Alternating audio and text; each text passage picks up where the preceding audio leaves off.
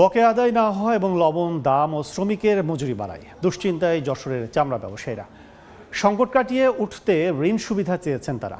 আর বাজার স্থিতিশীল ও চামড়া পাচার বন্ধের দাবির প্রেক্ষিতে উদ্যোগ নেওয়ার কথা জানিয়েছে জেলা প্রশাসন।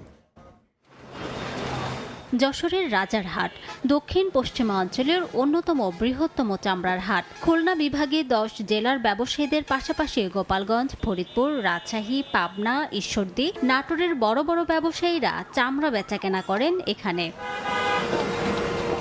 কিন্তু ট্যানারি মালিক ও মহাজনদের কাছে থাকা বকেয়া আদায় না হওয়ার পাশাপাশি লবণের মূল্য সহ শ্রমিকের মজুরি বৃদ্ধিতে চামড়া ব্যবসা নিয়ে হতাশ তারা। গেল কোরবানির টাকা এখনো পর্যন্ত পাবো। ইউরোপ মার্কেট না ধরা পর্যন্ত বাংলাদেশের চামড়া বাজার সম্ভাবনা নেই। চামড়ার বাজারে স্থিতিশীলতা ফেরাতে ও পাচার রোধে সব ধরনের উদ্যোগ নেয়ার কথা জানিয়েছে জেলা প্রশাসন।